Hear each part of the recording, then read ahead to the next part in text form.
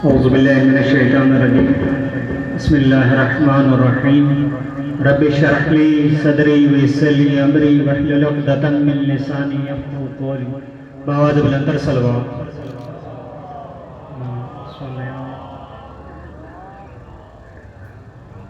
سب سے پہلے خداوند بزرگار کے شکر گزار ہیں کہ خداوند بزرگار نے ہمیں توفیق دی،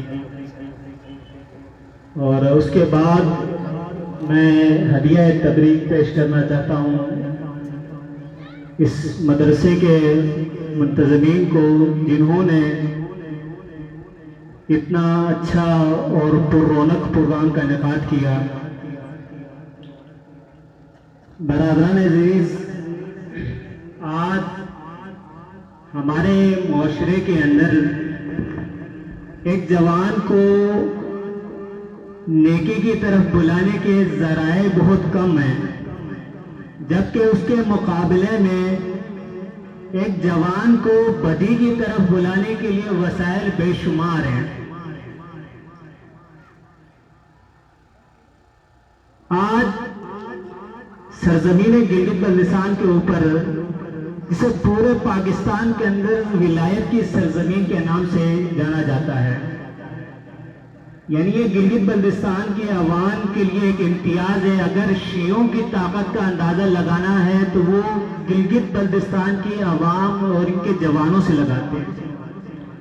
خداوند متعال نے توفیق دی پورے پاکستان کے اندر مختلف جگہوں پر جانے کی. بہت سے جگہوں پہ گئے، لیکن جو دین کی طرف رغبت یا دین کی طرف لگاؤ چند جگہوں پر دکھائی دیا گیا. اس میں سر فہرست جو سرزمین ہے وہ سرزمین گلگت بلتستان. آپ دیکھیں، ہمارے ہی جوان پورے پاکستان کے اندر مختلف یونیورسٹیز کے اندر بیٹھ کے مختلف علاقوں کے اندر دین کی ترویج کے لیے کوشاں رہتے ہیں. اس کی ایک بڑی وجہ یہ کہ وہ بچپن ہی سے اپنے علاقے کے اندر، اپنے معاشرے کے اندر اس طرح کے مدارس سے تربیت حاصل کرتے ہیں. جب وہ یہاں سے فارغ و تحصیل ہو کر معاشرے کے اندر جاتے ہیں تو وہ جو کچھ انہوں نے انہی مدرسوں سے سیکھا ہوتا ہے وہ انہی علاقوں کے اندر جا کے اس پر اپنا کردار ادا کرتے ہیں. خود رہبر معظم سید علی خامنائی اس عمل کو جہاد کا درجہ دیتے ہیں، کہتے ہیں کہ یہ عمل جہاد فی سبیل اللہ ہے. برادران عزیز، آج آپ دیکھیں پورا استعمار ہمارے نوجوانوں کے اندر انحرافات کے لیے کوشاں ہیں. آج آپ دیکھیں ہمارے نوجوانوں کو دین سے دور کرنے کے لیے بے شمار کوششیں کی جا رہی ہیں. افسوس ایک چیز ہمارے معاشرے بالخصوص ہمارے علاقے کے اندر بھی اب ان چیزوں کو ترویج دینے کے لیے آغاز کیا گیا، جس کے اندر مختلف NGOs اپنا کردار ادا کر رہی ہیں، اور ہمارے عوام دانستہ غیر دانستہ طور پر ان کے ساتھ شامل ہو رہے ہیں. اس میں آج اگر یہاں پر ہمارے پاس 150-200 بچے مدرسے کے اندر ان جوانوں کے پاس موجود ہیں، اس میں بنیادی کردار ان کے والد اور ان کی والدہ کا ہے. یہ اعزاز واقعتاً ایک والد اور والدہ کو ہی جاتا ہے، لیکن آج ہمارے ان والدین کو اس چیز سے یہ کہہ کے ڈرایا جاتا ہے کہ اگر آپ کا جوان کسی تنظیم کے اندر، کسی الہی تنظیم کے اندر یا کسی مدرسے کے اندر جائے گا، اس کا تعلیم، اس کا مستقبل تباہ ہو جائے گا. یہ ایک جملہ کہہ کے ان کو کیا کیا جاتا ہے، ان والدین کو، ان کے بچوں کو دین کی طرف جانے سے روک دیا جاتا ہے. آج آپ دیکھیں جو جوان ایک مدرسے کے اندر ریگولر بیسس پہ جاتا ہے، اس جوان کو بھی دیکھیں، اور وہ جو جوان باہر روڈوں پر مختلف غیر سرگرمی عمل میں، کھیلوں کے اندر، ویسے ہی روڈ چوراہوں کے اندر بیٹھا، اس کی آج تعلیمی کارکردگی کو بھی دیکھیں.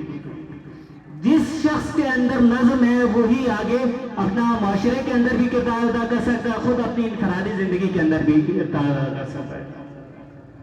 برادران عزیز، آج کی جو جنگ ہے، جنگ نرم، اس کے اندر ثقافت کے الغار یعنی ثقافت کے اوپر حملے کی جنگ ہے. چونکہ معاشرے کے اندر جوان کا کردار بہت اہم ہے. اگر کسی معاشرے کو دشمن نے ذیل کرنا ہے، ان کے اوپر حاوی ہونا ہے، تو سب سے پہلے اس نے اس معاشرے کے جوان کے اوپر اثر انداز ہونا ہے. اگر اس معاشرے کے جوان کو وہ اپنے قابو میں کر لے گا تو وہ آسانی سے اس علاقے کے اندر اپنی ثقافت کا احیا بھی کر سکتا ہے اور اس علاقے کے اندر اپنے جو ارادے ہیں، جو اس کے مقاصد ہیں، ان میں کامیاب بھی ہو سکتا ہے. اسی لیے خدا نے بھی جو خصوصیت جوان کے اندر رکھی ہے وہ نہ بچپن کے اندر جو بچہ اس کے اندر ہے، نہ بزرگ کے اندر ہے. کیونکہ جو اہم خصوصیت جوان کے اندر ہے وہ ہے پر امید ہونا. یعنی جوان کے اندر جذبہ ہے، جوش ہے، وہ پر امید ہے. ایک معاشرے کے اندر اپنے کردار ادا کرنے کے لیے اس کے پاس وقت ہے. اسی لیے آج کا جو استعمار ہے وہ کوشش کر رہا ہے کہ وہ جوان کو سب سے پہلے قابو میں کر لے. اس کے لیے بہت سے ہتھ کنڈے استعمال کر رہا ہے. آج آپ تمام برادران اور تمام والدین سے گزارش ہے کہ تمام آپ کے جو بچے ہیں ان کو اس طرح کے مدارس جو آپ کے محلے کے اندر ہیں یا اس طرح کے تنظیم جو آپ کے علاقوں کے اندر ہیں ان کے اندر اپنے بچوں کو بھیجیں تاکہ وہ ایک الہی جوان بن کر خود اپنی انفرادی زندگی کے اندر بھی کردار ادا کر سکے اور امام زمانہ کے ظہور کے لیے بھی زمینہ سازی کر سکیں. برادران عزیز، آج ہم سب جس کے انتظار میں ہیں ان کو سپاہی چاہیے. امام زمانہ اپنے لشکر کے انتظار میں ہیں. ہم کہہ رہے ہیں نا کہ امام زمانہ کا ظہور کے لیے صرف 313 تو ان کو کمانڈر ہے، ان کو نیچے انہوں نے ایک الہی حکومت کا قیام کرنا ہے. امام زمانہ کو ایک اچھے انجینئر بھی چاہیے، ایک اچھا بینکر بھی چاہیے، ایک اچھا ڈاکٹر بھی چاہیے.